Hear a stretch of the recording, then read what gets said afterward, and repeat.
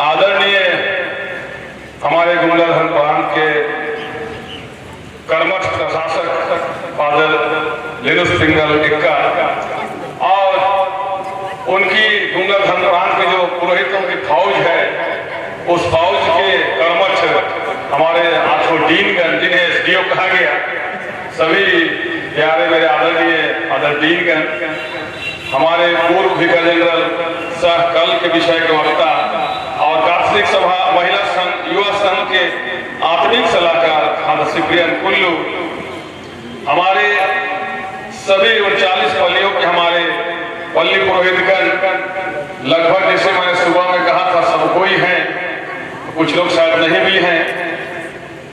हमारी कैथोलिक महिला संघ की केंद्रीय समिति और भिखारियत समिति, हमारे कैथोलिक सभा के केंद्रीय समिति सदस्यगण, भिखारियत समिति सदस्यगण, पल्ली समिति सदस्यगण और साथ ही साथ में दूर दराज से आए हुए मेरे कैथोलिक सभा के सभी आदरणीय और कर्मठ और जुझारू कार्यकर्ताओं, पंचगण, साधारण पंच या साधारण सदस्य, जिसे मैं कैथोलिक सभा का कार्यकर्ता ही बोलता हूँ। हम लोग कैथोलिक सभा के कार्यकर्ता हैं, हम लोग चर्च के कलीसिया के सिपाही हैं।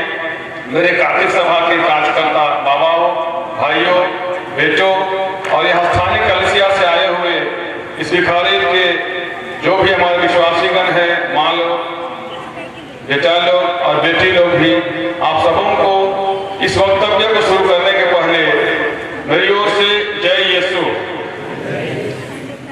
और जैसे कि हमारे परिचयकर्ता रॉबर्ट जी ने कुछ बहुत मेरा परिचय बताया, मैं उस पर आगे आना नहीं चाहता हूं, लेकिन एक बात जरूर कहना चाहूंगा कि बहुत कम बार ऐसा होता है कि कोई सभा को जो व्यक्ति अगुवाई कर रहा हो या जिस सभा का वो सभापति हो, उसे अपने लोगों को मुख्य वक्ता के रूप में बोलने का अवसर मिले या बोलने की जरूरत पड़े, ऐसा बहुत कम बार होता है। लेकिन हम लोगों ने ऐसा महसूस किया और मैंने खुद भी महसूस किया कि विगत 3 सालों से हमारा कोई अधिवेशन नहीं हो पाया था, चाहे कैथोलिक सभा का हो या कैथोलिक महिला संघ का हो। और उस दरमियान में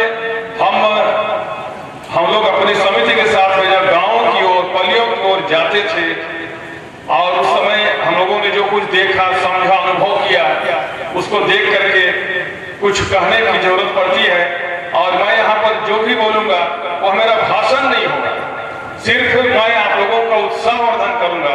जिस तरीके से इतनी भारी भीड़ आप लोग कल शाम से ही डटे हुए हैं, आप लोगों में जो उत्साह है, उस उत्साह में मैं और थोड़ा सा उसमें मैं घी डालूंगा, नमक डालूंगा और उसको लेकर के आप लोग जाइएगा। आप लोगों में जो उत्साह होगा, उस उत्साह से आप काम कीजिएगा। इसी उम्मीद के साथ में मैं आज का जो विषय है हमारा अभी का सहयात्री कलीसिया में कैथोलिक सभा की भूमिका, यारे उपस्थित मेरे धर्म समाजियों, हमारे फादरगण, हमारे प्रिय सिस्टरगण, स्थानीय कलीसिया, दूर दराज से आए हुए लोग, हम सभी को ये पता है कि वाटिकन II के पहले हम कलीसिया में हम विश्वासियों की उतनी महत्ता नहीं थी, हम विश्वासियों को उतने काम करने के अवसर नहीं दिए जाते थे, उतना अधिकार तो नहीं कहना चाहिए, लेकिन उतनी भागीदारी हम लोगों को नहीं दी जाती थी।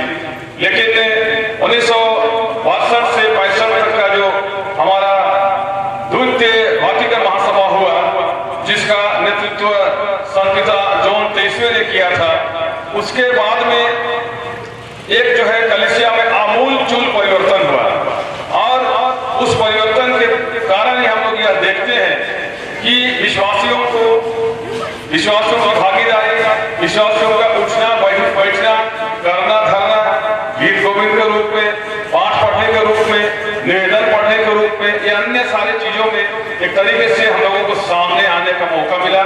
हम लोग सामने आते हैं और इसका परिणाम यह है कि आज के समय में विश्वासीगण या हम विश्वासी लोग कलीसिया का एक अभिन्न अंग बन गए हैं। और हमसे भी कलीसिया आशा करती है कि हम भी जो है कलीसिया के सच्चे सिपाही या सच्चे हम कार्यकर्ता बने, भले हम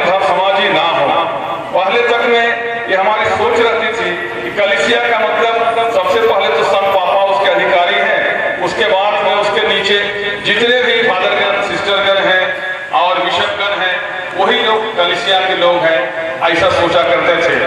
जो लोग बंगला में रहते हैं, जो लोग कॉन्वेंट में रहते हैं, वही लोग कलीसिया के सदस्य हैं, कलीसिया के लोग हैं, हम लोग वैसे ही सोचते थे। लेकिन ये अभी के समय में वाटिकन II के बाद में ये बिल्कुल ही बदल गया है। और उसके बाद में जब हमारे वर्तमान संत पिता संत फ्रांसिस ने हमें विगत दिनों में जिस सिनोडिकल कलीसिया, जिस सहयात्री कलीसिया की जांच परख के लिए जो सवाल जवाब किए थे, उन सवाल जवाबों को, उन जांच और परखों को पढ़ने से लगता है कि विश्वासियों को और अधिक भागीदारी दी जा रही है, मिलने जा रही है। और न केवल भागीदारी मिलने जा रही है, हमारे धर्म लोगों के साथ में कंधा के साथ कंधा से कंधा मिलाकर हम लोगों को कलीसिया की अगुवाई करनी है। मतलब कि एक परमेश्वर पर जो विश्वास करते हैं और उसके पुत्र ईसा मसीह पर विश्वास करने वालों का जो झुंड है, उस कलीसिया कि हम जो है सहयात्री बनकर हम आने वाले दिनों में चलने वाले हैं, जिसकी कलीसिया के शीर्ष है यीशु मसीह। जिसकी हमारी ये कलीसिया है, उस कलीसिया के शीर्ष है यीशु मसीह। और इस कलीसिया के जो नींव की बात है, हमने हमने पास्का पर्व से बनाया है। और हम जानते हैं कि पुण्य बृहस्पतिवार के दिन में किस तरीके से यीशु ख्रीस्त ने पुरोहिताई के संस्कार की स्थापना की, पुरोहितों को अधिकार दिया, उनका पैर धोया और उनको भेजा, उनको कलीसिया में दुनिया में कोने कोने में सुसमाचार का प्रचार करने के लिए भेजा। लेकिन उससे पहले हम एक घटना को याद कर रहे हैं, जब संत पेट्रुस और अन्य शिष्यों को यीशु ख्रीस्त पूछ रहे थे कि लोग मेरे विषय में क्या कहते हैं, तो बहुत सारे शिष्यों का जवाब था कि आप एलियस हैं, आप कोई नबी हैं या कोई अन्य हैं। तब संत पेट्रुस ने वहां पर जवाब दिया था कि आप ईश्वर के जीवन पुत्र हैं। और उस समय यीशु ख्रीस्त ने बहुत ही उत्साह से और जवाबदेही देने जैसे शब्द से उन्होंने संत पेट्रुस को कहा था कि पेट्रुस तुम चट्टान हो, पेट्रुस तुम चट्टान हो और मैं इसी चट्टान पर अपनी कलीसिया बसाऊंगा। और तुम स्वर्ग में जिस चीज का निषेध करोगे वह पृथ्वी में भी निषेध रहेगा, और जिस चीज को तुम पृथ्वी पर अनुमति दोगे उसका पृथ्वी में भी अनुमति रहेगी। मैं तुमको स्वर्ग की कुंजियां प्रदान करता हूं। ऐसा लगता है कि वो क्या घटना रही होगी, उस क्षण को कभी कभी याद करने से रोम रोम जो है एक तरीके से झुक जाता है कि वो क्या घटना थी, साक्षात घटना, जब यीशु ख्रीस्त संत पेट्रुस को वो अधिकार देते हैं। और तब हमने पाया कि संत पेट्रुस उसके बाद में हमारी कलीसिया के सबसे प्रथम वो संत पिता बने। और उसके बाद में हमारी कलीसिया का विस्तार जो है 11 प्रेरितों को लेकर के वो लगातार होता गया। और आज कहा जाता है कि हम लोग बिलियन मिलियन बिलियन कितनी ना कितनी हमारी संख्या है, उसे गिन पाना कठिन है। तो ये जो हमारी जो भारी संख्या है, हम इतने अधिक जो हम कैथोलिक कलीसिया के लोग हैं, तो हमारी संख्या वृद्धि का या लोग हमारे साथ में चलते हैं, हम पर विश्वास करते हैं, उनके 2 कारणों का मैं उल्लेख करूंगा। वो पहला है हमारा एक धर्म ग्रंथ, हमारी कलीसिया के पास में एक धर्म ग्रंथ है। और दूसरा है इस कलीसिया का सिद्धांत या कलीसिया का अनुशासन। हमारे धर्म ग्रंथ के विषय में कहा जाता है, वो तिमोथी अध्याय 2 में लिखा गया है। मैं उससे आग्रह करता हूं साथी से कि उसे पढ़ करके सुनाएंगे।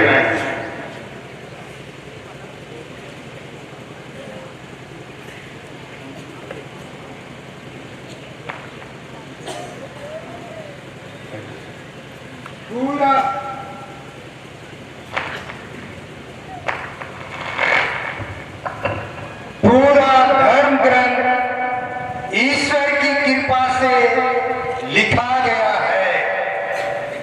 वह शिक्षा देने के लिए, भ्रांत धारणाओं का खंडन करने के लिए, जीवन में सुधार के लिए और सदाचरण का प्रशिक्षण देने के लिए उपयोगी है, जिससे ईश्वर भक्त सुयोग और हर प्रकार के सत्य कार्य के लिए उपयुक्त बन जाए। तो हमने अपने धर्मग्रंथ की विशेषता के विषय में सुना कि पूरा धर्मग्रंथ ईश्वर की प्रेरणा से लिखा गया है और यही एकमात्र हमारा धर्मग्रंथ है जिस पर हम विश्वास करते हैं और इसीलिए इस धर्मग्रंथ के आधार पर हमारे कुछ सिद्धांत हैं, हमारे कुछ नियम हैं, हमारे कुछ आज्ञाएं हैं, हमारे कुछ संस्कार हैं। हम उन्हीं नियमों, उन्हीं आज्ञाओं और उन्हीं संस्कारों का हम पालन करते हैं। हम उन संस्कारों के साथ में हम जीवन जीते हैं। हम उन आज्ञाओं को हम अपने रोज के जीवन में हम लागू करते हैं। किसको कौन व्यक्ति खुश नहीं होगा, कौन व्यक्ति खुश नहीं होगा जो निर्दोष है और वो निर्दोष साबित किया जाता है, और कौन व्यक्ति दुखी नहीं होगा जो मान लिया वो निर्दोष है, वो दोषी नहीं है, लेकिन उससे दोषी ठहरा दिया जाएगा और उसे कठघरे पर डाल दिया जाएगा। लेकिन हमारी आज्ञाएं कहती हैं कि झूठी गवाही मत देना, झूठी गवाही ना देना। उसी तरीके से कौन ऐसा व्यक्ति होगा जो अपने माता पिताओं का आदर नहीं करेगा, अपने माता पिताओं से प्रेम नहीं करेगा। अन्य सभी आज्ञाओं को हम सबके सब जानते हैं। हमारे कलीसिया के जो 6 नियम हैं, हम उन नियमों को ही जानते हैं और हम प्रयास करते हैं उनका पालन करने के लिए। हमें जो बचपन से जो संस्कार में दिया जाता है वो हमें उठने बैठने, प्रार्थना करने, घुटने टेकने, खड़ा होने, अनुशासित रहने सब कुछ सिखाता है। और अनुशासन जो है देश और व्यक्ति को महान बनाता है और जो अनुशासन का पालन करता है वह परिवार भी महान बनता है। और इसीलिए हमारे राष्ट्रपिता महात्मा गांधी अनुशासन के सबसे बड़े वो पूजनीय व्यक्ति थे, वो सबसे ज्यादा अनुशासित व्यक्ति थे। उसने कहा है कि अनुशासन ही व्यक्ति, देश और समाज को जो है वो महान बनाता है। तो हमारी कलीसिया में वही महानता है।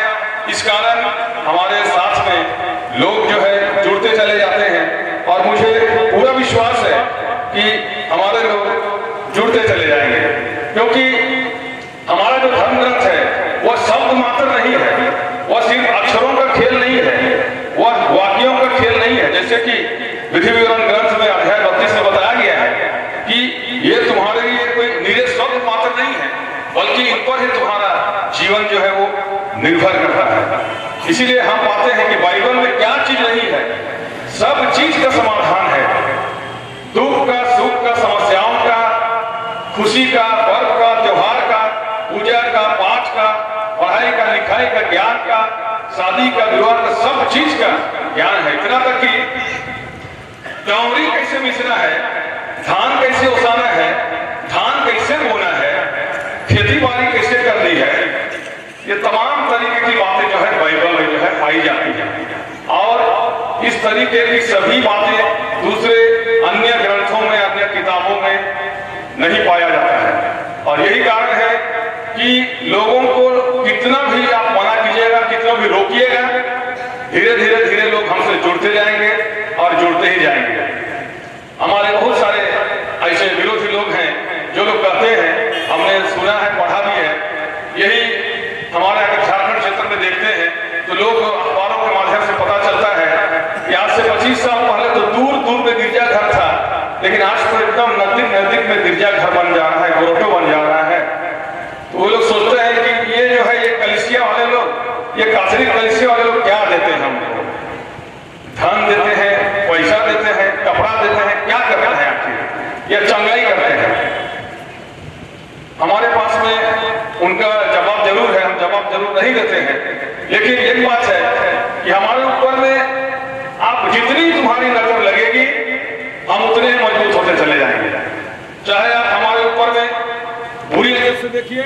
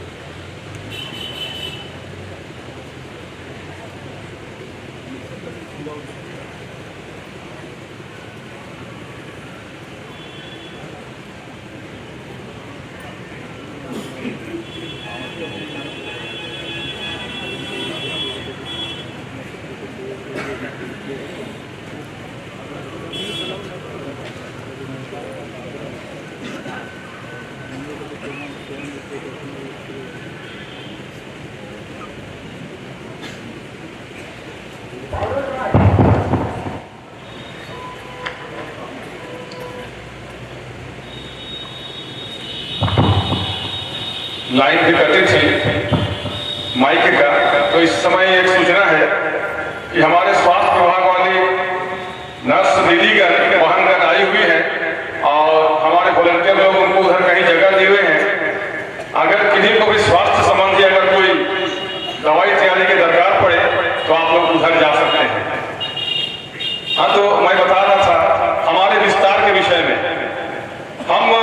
हमें विश्वास नहीं होता है कि ये 2020-25 साल का एक हमारा जो है पंथ या हमारा धर्म, जिस धर्म को हम मानते हैं, उस धर्म की शिक्षा इतनी तीव्रता से फैली है पूरी दुनिया में, वो यकीन नहीं होता है। लेकिन यही सत्य है कि हमारा विश्वास वो बढ़ता गया है और वो बढ़ेगा। मैं बोल रहा था कि हमारे विरोधियों के विषय में वे लोग बहुत बार हम लोगों के बीच में आएंगे, बाधा डालेंगे, हमें कष्ट भी देंगे, लेकिन हमें घबराना नहीं है, क्योंकि हमारे संपिता का जो कंधा है और उस कंधे के नीचे जितने भी हमारे अन्य डाल है, हमारी डालियां हैं, वो सब डालियां मजबूत हैं। इसलिए हमें उससे घबराना नहीं है और अनावश्यक हम लोगों को उनके साथ में लड़ना भिड़ना भी नहीं है, क्योंकि हम लोग जानते हैं कि हमारी ओर से तो कोई आत्मा बोलेगा, हमारे लिए ईश्वर लड़ेगा।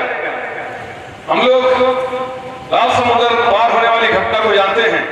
फिरौन की सेना के साथ में ईश्वर ने लड़ाई किया और पूरे मरुभूमि में, और उसके बाद भी ईश्वर ने इस्राएलियों को साथ दिया। इसलिए हम लोगों को आत्मसंयम भी रखना है और हम लोगों को अपने विश्वास में और अपनी जो सहयात्रिता जो अभी हम जिसमें जी रहे हैं उसमें निरंतर हम लोगों को आगे बढ़ते ही जाना है।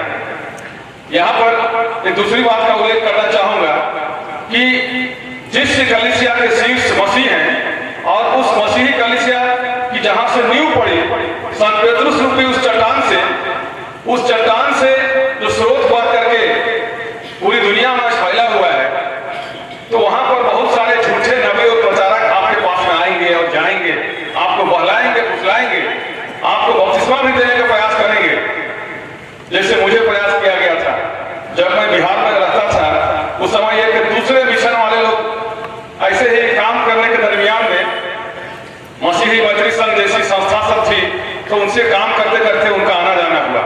जब मेरे घर में उनके कई बार आना जाना हो गया, तो एक दिन वो आकर के कहते हैं कि सेठ जी, मैं आपको बपतिस्मा देना चाहता हूँ। तो मैंने उसे करारा जवाब दिया कि जो व्यक्ति पहले से स्नान कर चुका है, जो बपतिस्मा ग्रहण कर चुका है, जो पहले से उजाले में है, आप उसको और कौन सा उजाला दिखाइएगा? आप मेरे यहाँ से चले जाइए, दोबारा मत आइएगा। तो ऐसे ही लोग हमारे बीच में आजकल घूम रहे हैं, जो हमें विभिन्न रूप में वचन के द्वारा, गीत के द्वारा और अन्य चीजों के द्वारा वो हमें लालच देने का प्रयास कर रहे हैं। और ज्यादातर जो स्थापित कलीसियाएं हैं उनमें से हम भी एक हैं।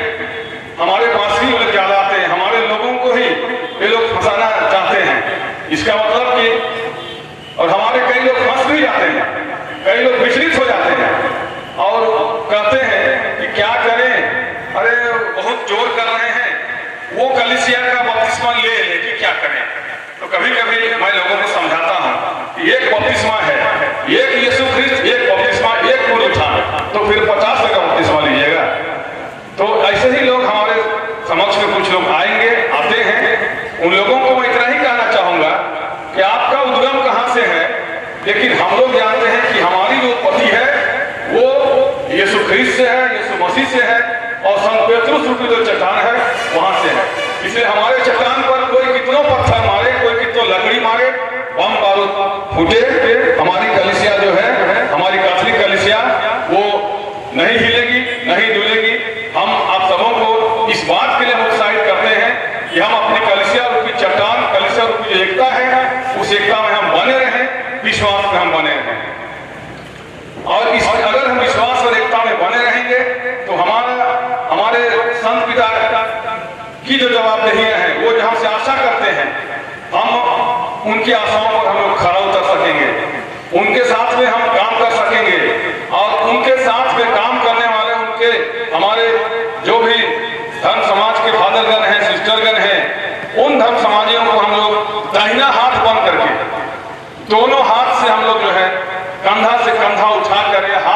मिलाकर हम उनको मदद कर सकेंगे। और जब हम कलिसिया के लोग, कैथोलिक सभा, महिला संघ, युवा संघ, क्रूस में जो 4 स्तंभ या 4 खूंटा या 4 चक्का के लोग हैं, अगर ये चारों चक्के वाले हम लोग मजबूत रहेंगे तो हमारी छोटनागपुरी कलिसिया, हमारी भारत की कलिसिया और हमारी जो विश्वव्यापी कलिसिया है वह निश्चित तौर पर मजबूत होगी। और संपिता के पास में जो भी चुनौतियां होंगी हैं, उन चुनौतियों को भी सामना कर पाएंगे, उनकी समस्याओं का समाधान भी कर पाएंगे। तो क्योंकि हम कैथोलिक सभा के लोग, हमारे पूर्व वक्ता फादर सिमरन जी बता रहे थे कि हम लोग सबसे प्रधान चक्का हैं। जो कलिसिया के जो 4 चक्के हैं उसमें हम लोग सबसे प्रधान चक्का है, हम लोग मुखिया चक्का है। तो हम सभी कैथोलिक सभा के पितागण, हम प्रधान चक्का है के लोग हैं। और उसके साथ में हमारी कैथोलिक महिला संघ, हमारे युवा संघ, हमारे क्रूस वीर के लोग हमारे साथ साथ चलते हैं। यानी कि जो नीति निर्धारण होता है कलिसिया के लिए, जो बातचीत होती है, जो योजनाएं बनती हैं, चाहे वो पल्ली का, भिखारी का, धनप्रांत का, उसमें हम जो है अपने प्रयास कर रहे हैं। हमें क्या आवश्यकता है, हमें क्या नहीं करना चाहिए, उनको मिल करके हम लोगों से बात करना चाहिए। और जब हम लोग संस्थाओं में अगर हम एक रहेंगे, संस्थाओं में हम लोग जो है सभी कोई, चाहे वो धर्म संघ हो या हमारे कैथोलिक संघ हैं, जो 4-5 अन्य संघ हैं, वे जो संघ हैं उनके साथ हम लोग मेल मिलाप करेंगे तो हमारी जो पारिवारिक एकता है, जो पारिवारिक जो ताकत है वो भी बढ़ेगी। और पारिवारिक एकता बढ़ेगी तो परिवार में जो द्वेष है, आजकल परिवार में जो कलह है, और परिवार में जो एक तरीके से हम लोग अहिंसात्मक हो गए हैं, हम लोग वहां पर जा करके परिवारों को संभाल सकते हैं। विगत दिनों कई ऐसी घटनाएं घटी, उसको देख करके बहुत दुख होता है। हम लोग पर्व त्योहार के समय में, पुण्य सप्ताह में थे, और उस समय हमारे कैथोलिक परिवारों में सास जो है उसकी बहू जो है उसको हत्या कर देती है, चाचा भतीजा जो है चाची अपनी चाची और उनके अपने बहनों को उसको मार देते हैं। हमारे एक देवर जो है अपनी भाभी को मार देता है। तो इस तरीके से परिवारों में आजकल लड़ाई झगड़ा जो बढ़ गया है, और इस तरीके से हमारे परिवार जो है खून के प्यासे हो रहे हैं। तो ये हमारे लिए अच्छा संकेत नहीं है। तो इसीलिए हमें जो है, हम अगर सब कोई मजबूत रहेंगे तो हम परिवारों को मजबूत बना पाएंगे, और परिवार मजबूत रहेगा तो हम नीचे से ऊपर मजबूत रहेंगे, अब उसमें हमारा समाज भी मजबूत रहेगा। और जब हम सब दृष्टिकोण से मजबूत रहेंगे तो हमारी राजनीतिक एकता भी मजबूत होगी, राजनीतिक ताकत भी हम लोगों की जो है मजबूत होगी, और उससे आंधी या तूफान कुछ भी आए हम लोगों को नहीं हिला सकता है। विगत दिनों हमने चुनावों में जो राजनीतिक ताकत दिखाई, जो एकता दिखाई, उन ताकतों को, उन एकताओं को आगे भी हम लोगों को दिखा के रखना है। और हमारे जो वैसे तत्व है, वैसे लोग जो हमारे में सभी हैं, लेकिन हम लोगों को इस एकता से हम लोगों को भटकाना चाहते हैं, उनसे भी हमें मिल करके, बैठ करके बात करने की आवश्यकता है, समझाने की आवश्यकता है। छठवां है कलिसिया के पुरोहितों या सिस्टरों को या धर्मवाहनों को संभालने में भाग लेना। यह तो हमारी कलिसिया का एक नियम है, जिसे हम बढ़िया से जानते हैं, लेकिन हमें थोड़ा ध्यान देने की आवश्यकता है कि हम ये समझें कि हमारे जो कलिसिया के पुरोहितगण हैं, कलिसिया की धर्मवाहनें हैं, वे हमारे लिए एक तरीके से कलिसिया को सिंगारने वाले फूल के समान है, कलिसिया को सजाने वाले बगिया के समान है। और अगर ये नहीं रहते तो इतनी सारी ऐसी व्यवस्थाएं हम इनके बिना तो हम कल्पना नहीं कर सकते हैं। हम बहुत सारी अन्य कलिसियाओं को हम देखते हैं जहां पर दूसरे तरीके की व्यवस्थाएं हैं, लेकिन वो कलिसिया कभी इधर, कभी उधर, कभी कुछ तो कभी कुछ। लेकिन हमारे धर्म समाज फादरगण, सिस्टरगण हमारी कलिसिया के लिए फूल के समान है, वे हमारे लिए श्रृंगार के समान है। इसलिए हम लोगों को उनके लिए प्रार्थना करनी चाहिए, हम लोगों को उनको ढाढ़स देना चाहिए, हम लोगों को उनको बल देने की आवश्यकता है। पूरे विश्व भर में मैं सोचता हूँ, मैं याद करता हूँ कि लगभग जो है 5-6 लाख से ज्यादा धर्म लोग है, ऐसा अनुमान लगाया जाता है, और 4 लाख से ऊपर फादर लोग और ब्रदर लोग है कहा जाता है। अगर ये 5 सबों को अगर मिला दिया जाता है एक साथ में, तो हमको लगता है कि कितना एकड़ जमीन में भी जो है ये लोग जो है नहीं समाते, और अगर एक जगह दिखते सबको आपके परिधान में, तो वो स्वर्ग से भी बड़ा लगता, मुझको ऐसा लगता है, स्वर्ग से भी बड़ा लगता। हमारी ये कलिसियाई जीवन में जो समाजी लोग हैं, ये अगर इनको एक साथ मिला देते, कहीं एक जगह मिल जाते, तो इनकी जो दुनिया है वह स्वर्ग से भी बड़ा लगता। इसलिए इस बातों को हम समझें और उनके लिए हम उनके लिए हम प्रार्थना करें, और अपने बेटे बेटियों को हम लोग थोड़ा भेजें, बुलाहट के लिए हम लोग थोड़ा जोर दें कि हमारी बेटियां, हमारे बेटे भी फादर बनने जाए, सिस्टर बनने जाए, ताकि आज से 25 साल 30 साल कलीसिया को भी इसी तरीके से सजाया जा सके, इसी तरीके से संवारा जा सके जिस तरीके से आज हम सजा संवरा देख रहे हैं। और नहीं तो वो दिन दूर नहीं होगी जब बहुत सारे देशों में जो है सिर्फ कहने के लिए गिरजाघर है, लेकिन वो गिरजाघर खंडहर है, कोई वहां रहने वाला आदमी नहीं है, कोई जाने वाला आदमी नहीं है। लोग एक बार जाते हैं जब जन्मते हैं उस समय, एक बार शादी समय, और दूसरी बार मृत्यु के समय, 3 बार जाते हैं गिरजा, उसके बाद में लोग नहीं जाते हैं। ऐसी स्थिति हो जाएगी, क्योंकि वहां पर उधर कई देशों में हम समाजी लोग ही नहीं है। तो ये खाली हम लोग सोचते हैं कि मेरा बेटा डॉक्टर बनेगा, इंजीनियर बनेगा और नेता बनेगा, उसी के लिए हम लोग प्रार्थना विश्वास सब चढ़ाते हैं। लेकिन मेरा बेटा अपोस्तलिक स्कूल में एडमिशन हो गया, उसके लिए कोई धन्यवाद नहीं होता है। बहुत सारे यहाँ पर पिताजी लोग ऐसे होंगे जिनके बेटे लोग संत इग्नासुस का जो हमारा अपोस्तलिक है वहां पर एडमिशन हुआ है, लेकिन वो धन्यवाद इसलिए नहीं देते हैं क्योंकि वो लोग फादर बने चाहे नहीं बने, लेकिन वहां से क्या करें, वहां से बुद्धि चुरा के निकले, ऐसा ना सोचते हैं। ये बुद्धि चुरा के निकले कह के हम लोग भेजते हैं। इसीलिए हम लोग ईश्वर को धन्यवाद नहीं देते हैं कि मेरे बेटे का अपोस्तलिक का एडमिशन हो गया, इसलिए ईश्वर मुझे धन्यवाद नहीं। हम लोग प्रार्थना करने को सकता है, और प्रार्थना में हो सकती है जो माँ या जो बेटा अपनी बेटी के लिए, अपने बेटे के लिए यीशु की दाखवारी में काम करने के लिए या तो फादर सिस्टर बनने के लिए प्रार्थना करेंगे या करेंगे, तो यीशु ख्रीस्त को निश्चित तौर पर चुनेंगे। आगे है 7वां में है प्रभु का दिन को पवित्र रखना।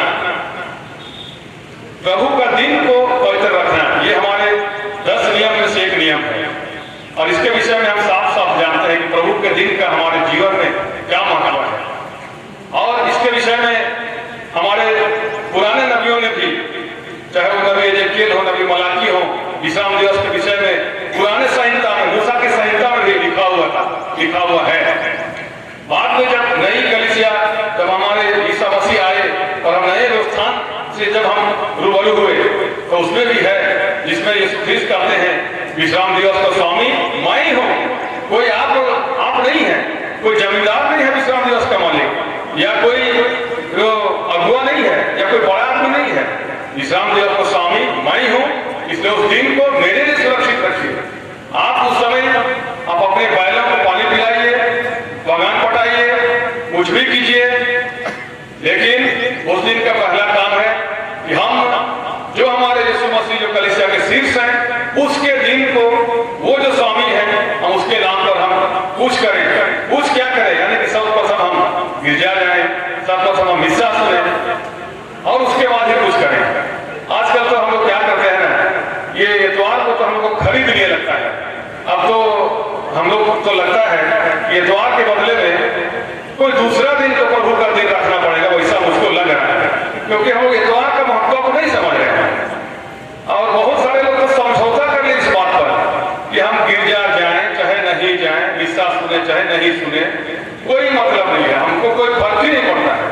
हम एक तरीके से समझौतावादी हो गए कि हम जाएं चाहे नहीं जाएं। बहुत सारे लोग पहले बोलते थे गिरजा जाना है, गिरजा जाना है, तो 5 और 50 लोग भी क्या करेगा। कभी कभी तो मुझको तो अफसोस लगता है, बेचारे प्रचारक जो है देहात के गिरजों में भी 3 बार 4 बार घंटी ठोक के थक जाता है। कहाँ प्रचार बरो, कहाँ बरो, इधर दिन बच के मिला नींद रहा है, अगले मरे आयोग का खद्दर कैसा रहना, वही लोग के साथ में गिरजा करेंगे। तो वो लोग भी कभी कभी हमारे प्रचार लोग थक जाते हैं, हमारे फादर लोग भी थक जाते हैं कि विश्वासी लोग आते ही नहीं। तो उस समय यही मझाटोली और गुमला पल्ली को छोड़ करके सभी पल्लियों का रिपोर्ट था कि कोरोना काल के बाद में जब सब कुछ खुल गया तो भी जो है लोग गिरजा ही नहीं आते हैं, उपस्थिति ही नहीं रहती है। और एक दो गिरजाघर में हमने भी देखा कि गिरजाघर की पेंद्री में भी एक ही मिसा, लेकिन गिरजाघर की पेंद्री में भी लोग नहीं थे। तो पता नहीं आजकल वो गिरजा वहां पर सुधरा कि नहीं सुधरा, वो पूछना पड़ेगा।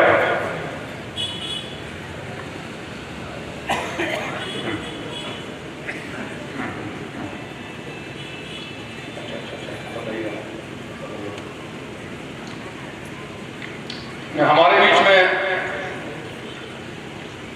एक राष्ट्रीय पार्टी कांग्रेस पार्टी के जिला अध्यक्ष शैत्री उरांव जी का आगमन हो रहा है। हम हमारे वॉलंटियर से आग्रह करते हैं कि उन्हें उचित जगह पर ले लाएंगे। तो हम लोग बात कर रहे थे वो गिरजा जाने पर, और मैं बोल रहा था कि कोई दूसरे दिन को पवित्र दिन मानना चाहिए, इतवार मानना चाहिए, इसलिए बोल रहा था कि इतवार के दिन में हम लोग शादी विवाह जुबली और क्या के हम लोग बहुत जोर से उसको जोर देने लगे। अब यहाँ पर मझाटोली, यहाँ पर रोड किनारे गिरजाघर है, लोग गिरजा आ रहे हैं, चर्च आ रहे हैं, तो आधा लोग जो है वहां पर खड़े हैं, कहाँ लोटा पानी जाने के लिए खड़े हैं, तो लोटा घुलौनी जाने के लिए खड़े हैं। तो अब मैं व्यक्तिगत तौर पर मैं नहीं बोल पा रहा हूँ कि आप ऐसा कीजिए कि मत कीजिए, लेकिन सोचिए कि आप क्या कर रहे हैं, हम क्या कर रहे हैं उसको। अगर मुझे पूछिएगा तो मैं तो अपने पारिवारिक जीवन में ना कभी किया हूं और ना करूंगा। इतवार का दिन पवित्र है, उसमें पवित्रता ही पवित्र काम ही करने का प्रयास करना चाहिए। हम भी वैसा ही करते हैं। अरे नेक भेद छोटा गोतिया मंगनी बरनी होते रहेगा, उसके 6 दिन समय है। आप लोग अगर मुझसे सहमत हैं तो आप लोग भी नमूना बन सकते हैं, ताकि हम लोग इसको थोड़ा कम कर सकते हैं। अथवा है कलीसिया को दान देने में प्रोत्साहन देना, कलीसिया को दान देने में प्रोत्साहन देना हमारी कलीसिया का आय का सबसे बड़ा स्रोत है दान। कोई हम लोगों को आकाश से वो गिरा नहीं देता है। इतना तक कि इतने पर्व त्योहार हम लोग बनाते हैं, समारोह बनाते हैं, दूसरे संप्रदाय वाले लोग या अन्य लोग बहुत सौभाग्यशाली हैं कि उनका खर्चा सरकार भी उठा लेती है, लेकिन हमारा सरकार माने हमारे पर्वों में सरकार कभी कुछ देती है क्या? नहीं देती है ना, कभी कुछ नहीं। हम लोग को याद है कि सरकारों से हम लोग मांगते भी नहीं है और सरकार देती भी नहीं है, क्योंकि हम लोग सक्षम हैं। हम लोगों को जब पौलुस ने अपने पत्रों के द्वारा दान देने और उदारता के विषय में इतना बताया है, इतनी शिक्षा दी है कि हमारा हृदय अपनी कलीसिया के प्रति हमेशा गदगद रहता है। इसलिए हम जितना हमारी क्षमता है, जितना हम सकते हैं, उतना हम दान देते हैं। और उसी तरीके से हमारे दान से ही जो है विभिन्न रूप में हम अपनी कलीसियाओं को हम बसाते हैं।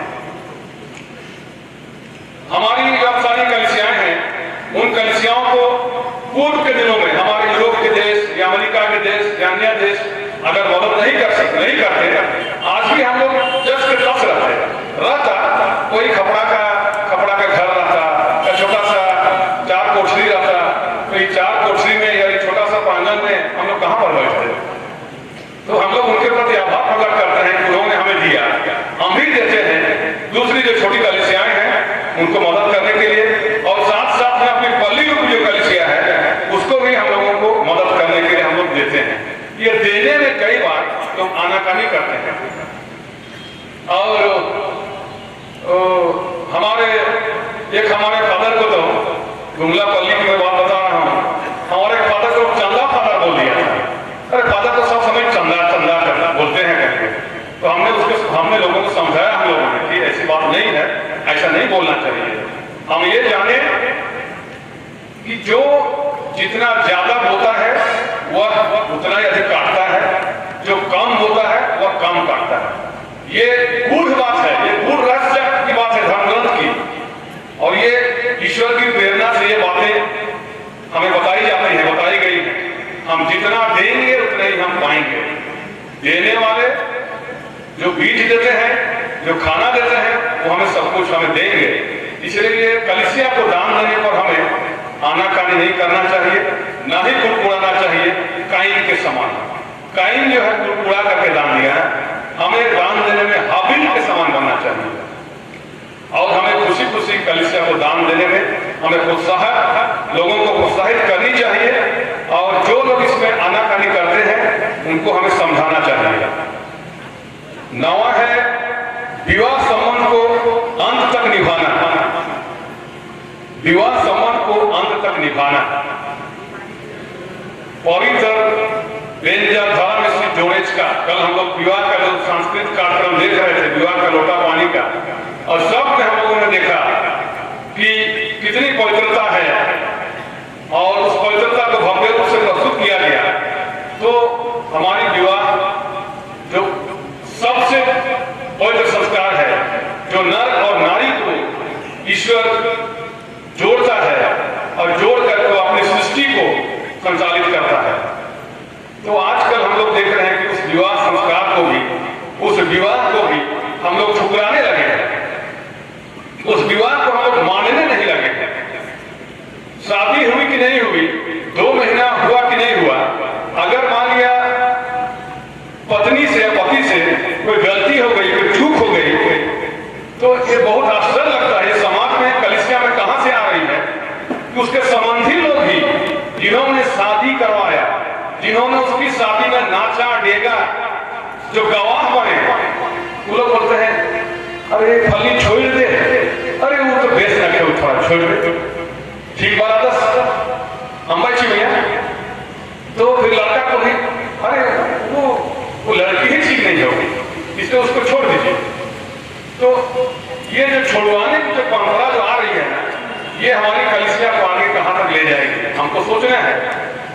और नहीं तो हम लोग हर 100 में जो है 10 आदमी जो है ऐसे ही छोड़ा छोड़ी, जिसको कि छर्री और छर्रा बोलते हैं ना, छर्री और छर्रा का जो है कि संख्या हमारे बीच में बढ़ जाएगी। इसलिए विवाह जो लोग बंधन में बंध गए हैं उनको अंत तक निभाना चाहिए। अंत तक निभाने का हम लोगों को जो है प्रयास करना चाहिए। जो भी कमी बेसी है उसको समझ करके, बूझ करके, आशीष मांग के, प्रार्थना करके, है ना, जैसे हम लोग गाना में गाते हैं कि तोरो मन लगी होले, मोरो मन लगी होले, आयो बाबा के बताए देवे। तो आयो बाबा के जब बताए देवे, पहले तो बताने का युग नहीं था, उस समय ऐसे छोड़ा छोड़ी छर्रा छर्रा नहीं होता, लेकिन अब जब ये बताने का युग आया, हमने लड़की पसंद किया, हमने लड़का पसंद किया, और उसके बाद में 4 महीने में क्या छोड़ा छोड़ी रे, ये क्या है, मैंने नहीं पढ़ना और तलाक और कोर्ट और जो है मन संख्या बढ़ जा रही है। इसलिए मैं कहना चाहता हूं कि तोर मोर जीवन जटानी को भुला लेके ढीलेला डोलेला काया भिटारे, वैसे मान लेकर के हम लोगों को पारिवारिक पत्नी और पति के साथ में जीवन जीना चाहिए। कुछ बात हो गई तो छोड़ देंगे, मार देंगे, वैसे नहीं। तो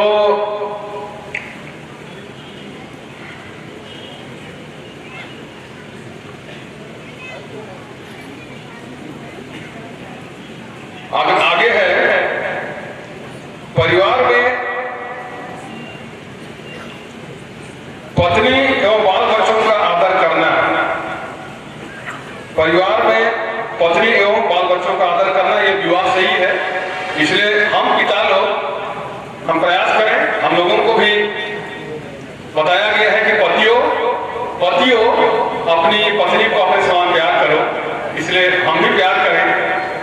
विगत दिनों महिला संघ की रैली में मैं आप सबों के नाम में, पिताओं के नाम में मैंने थोड़ी माफी मांगी कि जाने अनजाने में अगर हम पिताओं से कोई गलती हो जाती है, आप लोगों से उठने में, बैठने में, बातचीत करने में, तो हम लोगों को झुक करके रहना चाहिए। लड़ाई झगड़ा से, परिवार से, पत्नी से, बच्चों से हम लोगों को हमें बचने का प्रयास करना चाहिए। और कहीं कहीं हम लोग अनावश्यक जो है बाल बच्चों को तकलीफ देते हैं, अनावश्यक दुख देते हैं, उससे भी बचना चाहिए। और इसमें जो सबसे जो बड़ा कारण होता होगा वो हम लोगों का ये मतवालापन जो है ना, इस कारण जो है हमारे बच्चों को और हमारी पत्नियों को ज्यादा तकलीफ होता होगा। तो हम इसको सीखें, थोड़ा हम इसको थोड़ा मनन करें। मुझे बहुत प्रिय खुशी तो होती है कि पहले की तुलना में अब हम लोग बहुत सुधर गए हैं। शादी में, विवाह में, पर्व में, त्योहार में जब घड़िया धसान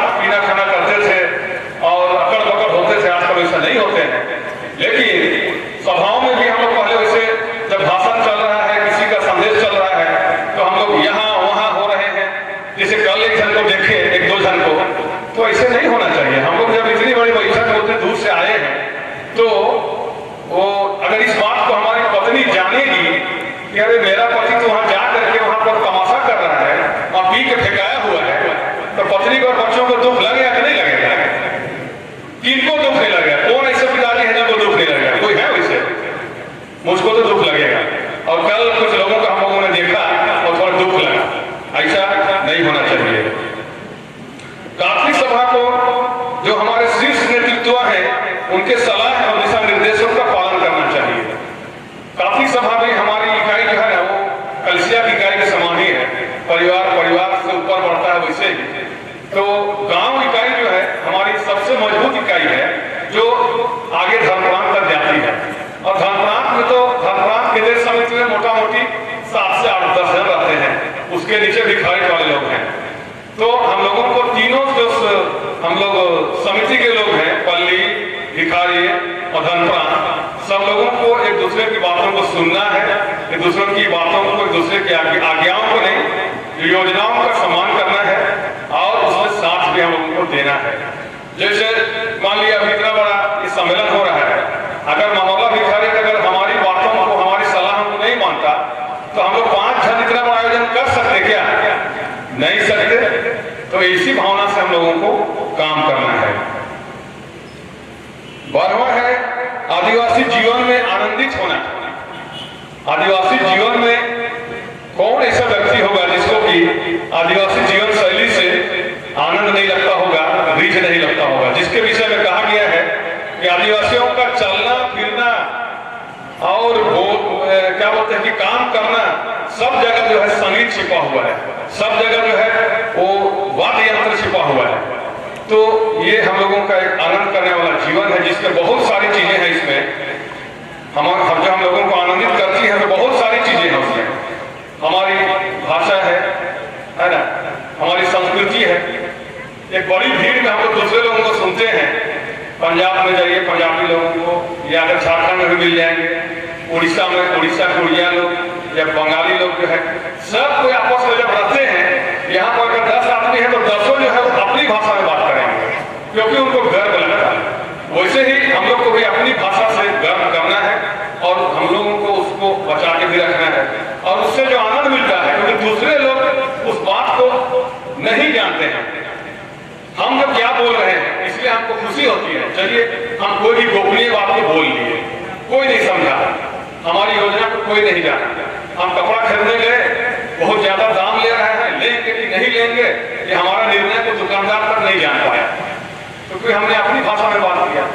वैसे ही हमारी जो अपनी संस्कृति है उसमें बहुत सारी चीजें हैं, नेग है, रीति रस्म है, जन्म का हो, मरण का हो, शादी विवाह का हो, उन सारे जो हमारे जो नेग है, रीति रस्म है, उनसे हम लोगों को आनंद का अनुभव करना चाहिए। हमें अफसोस होता है कि आजकल हम लोग थोड़ा आनंदित होना छोड़ दिए। हम लोगों को रीझ आजकल रीझ नहीं लगता है। पता नहीं वो फादर सीपी का जो 1 लाख का मोबाइल में है ना, वो 1 लाख का मोबाइल में इतना तरह का रीझ भरा हुआ है, जैसे कल बता रहे थे। तो हम लोग जो उसके चलते हम लोग उसमें हम लोग रीझ नहीं करते, लेकिन वो भी बता रहे थे कल कि ये वो हमें किधर ले जाएगा। जरूर हम लोगों को बहुत सारी चीजों से अवगत कराता है, लेकिन जब हमारी पहचान की बात होगी, हमारी अपनी अस्मिता की बात होगी, उस समय हमको दूसरे लोग जो है, एक आध बार हमने कमेंट कर दिया यूट्यूब में, अरे संस्कृति को मत बिगाड़िए, तो यूट्यूब वालों ने जवाब दिया कि यूट्यूब का मैंने ठेका नहीं लिया है किसी की संस्कृति बचाने का। ये सही बात है, इसलिए मोबाइल में बहुत कुछ आएगा, लेकिन हम लोगों को जवाबदेही लेनी है कि हम लोग अपनी संस्कृति को कैसे बचाएं और उसमें भी जो जीवनदायी संस्कृतियां हैं, हम उन जीवनदायी संस्कृतियों को हम लोगों को अपनाना पड़ेगा। तुमने मुझे नहीं, लेकिन मैंने तुम्हें चुना और नियुक्त किया है कि तुम फल उत्पन्न करो और तुम्हारा फल बना रहे।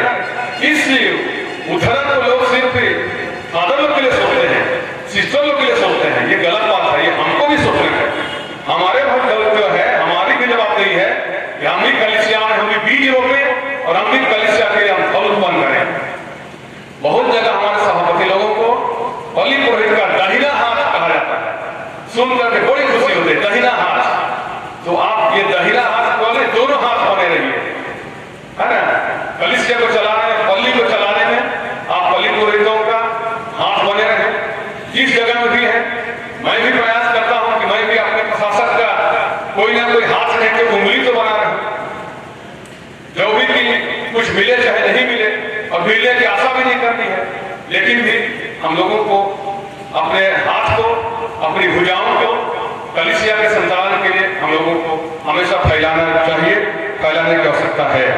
और जो लोग अगुआ लोग हैं मैं उनको थोड़ा कहना चाहूंगा, जो खास अगुआ लोग, मान लिया अध्यक्ष, सचिव, उपाध्यक्ष, कोषाध्यक्ष, कम से कम 4-5 जो भी लोग हैं, आपके बीच में भी तालमेल होना चाहिए, आपके बीच में भी परस्पर तालमेल होना चाहिए। और भगवान तो 2 ही आंख दिए हैं, लेकिन आंख जो है कम से कम हमको लगता है कि 6 आंख होना चाहिए। अगर मैं एक अध्यक्ष हूं, मेरी आंखें 6 आंखें हैं, दिख रही है 2 आंखें, लेकिन मेरे पास 6 आंखें हैं, आगे भी 2 आंख है, पीछे भी 2 आंख है, इधर भी और उधर भी, और इन्हीं 2 आंखों से मैं डायलिसिस को चलाने का मैं प्रयास करता हूं। और उसके लिए कुछ भी करना पड़े, कुछ भी सुनना पड़े, इसके लिए भी तैयार रहता हूं। मेरी समिति के लोग भी वैसे ही हैं और अन्य हमारे विभाग के लोग भी वैसे ही हैं, सबको वैसे ही बने।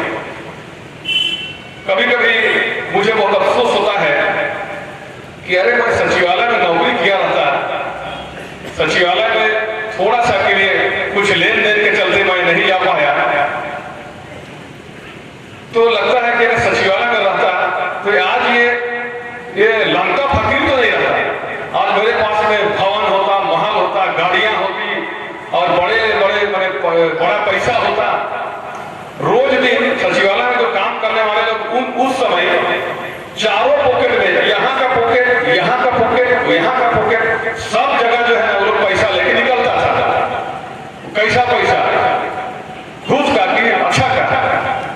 घूस का। तो हम भी जो है ना घूस का पैसा को सोच करके बहुत उतावले हो गए थे, लालच हो गए थे कि हम भी घूस का पैसा लेंगे और उस घूस के पैसे से हम नाम कमाएंगे। तो वो भी कैसा नाम? ये बनवाएंगे, वो बनवाएंगे, कभी मैदान बनवा देंगे, कभी खसी कप करवा देंगे, कभी हॉकी स्टिक बांटेंगे, तो मेरा बड़ी नाम होगा। और नाम होगा तो कहीं पर कोई विधानसभा से चुनाव लड़ेंगे तो क्या होगा? एमएलए बन जाएंगे। ऐसा बड़े बुरा लाभ के चक्कर में हम जो है पड़ गए थे और इसलिए अफसोस हुआ उस समय मेरी नौकरी जब नहीं हुई उस समय। लेकिन अब पता चलता है कि अगर मैं वो पैसे के पीछे भागता, पैसा तुम्बा टंगा, एक हाथ से दूसरे हाथ, यहाँ है वहां है, पैसा वहां छिपा हुआ है, तो पैसा खोजने के चलते आज मैं कलिसिया का काम नहीं कर सकता। और आज मैं जो काम कर रहा हूं उसमें जो मुझे आनंद है वो मुझे लगता है कि वो करोड़ों रुपये रहने से भी वो आनंद मुझे नहीं मिलता। तो हम सभी प्यारे मेरे पिताओं, काफी सभा के मेरे सभी अगुओं, मैं आग्रह करता हूं कि आप भी अपने काम में आनंदित हों। जो भी आपके पास में है आप मजबूत हों, आपकी समृद्धि भी हो, आप आर्थिक स्थिति में भी आप बने रहें, आप काम करें, व्यापार करें या नौकरी कर रहे हैं, कुछ भी करें, आप भी संपन्न रहें, उसके लिए प्रयास करें ताकि देने की जब बात आएगी तो कुछ हम लोग कलिसिया को दे सकें। अब मेरे पास ही कुछ भी नहीं रहेगा तो हरी भजन भूखे पेट हरी भजन नहीं होता है, तो मेरे ही पास कुछ नहीं रहेगा तो मैं दूसरे को क्या दूंगा। इसलिए हम लोग भी जो है अपने कलिसियाई जीवन के साथ साथ में अपने आर्थिक जीवन को भी हम लोग विकसित करें। जो भी हमारा काम है ईश्वर उसमें आशीष देगा। मेरा एक सभापति को हम देखे हैं, वो कद्दू रोकता है, करारा रोकता है, गोभी रोकता है, तो उसी के आसपास में और भी बगान है, लेकिन उस सभापति का जो बगान है ना और लोगों की बगान से ज्यादा हरा भरा रहता है, ज्यादा उसमें फल दिखाई देता है और वो विश्वास करता है कि दादा इस पर जो है मुझको ईश्वर आशीष देता है मेरे काम का, इसलिए मैं भरपूर मैं कलिसियाई काम करता हूँ। उस तरीके से वो सोचता है। तो अंत में मैं कहना चाहूंगा कि हम सब के सब सह्याद्री कलिसिया के सेवक हैं। हम सह्याद्री कलिसिया के मालिक नहीं हैं। बात जो है व्यवस्था जो है, व्यवस्था के तौर पर हम मालिक हैं, जरूर एसडीओ लोग हैं, वीडियो लोग भी हैं, उसको थोड़ी देर में आना सा नहीं लेंगे, लेकिन हमारी चर्च की जो व्यवस्था में जरूर हम लोग जो है ऊपर से जो हमारी पीढ़ी है, संत पिता है, गार्डियन लोग हैं, उसके नीचे हमारे सब कुछ है, वो व्यवस्था के लिए है, लेकिन हम लोग उसके मालिक नहीं है। कलिसिया के मालिक तो यीशु ख्रिस्त है, जिसके हम लोग जो है वहां पर काम करने वाले हम लोग माली लोग हैं।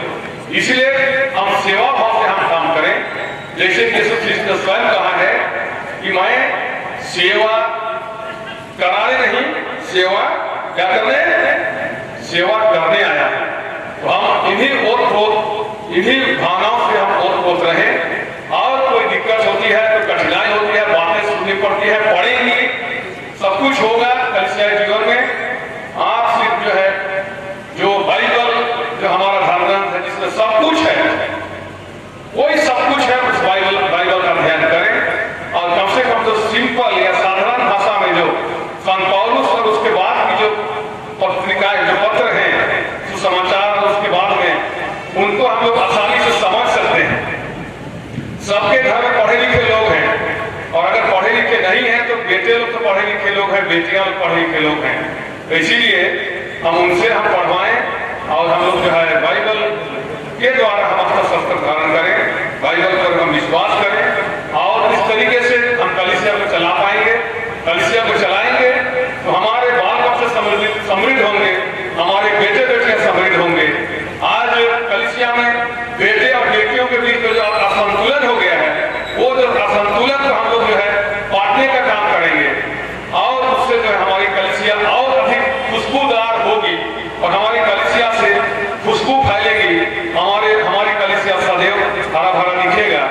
जब हमारी बेटियां भी कलीसिया का काम करेंगी, बेटे भी कलीसिया के काम करेंगे।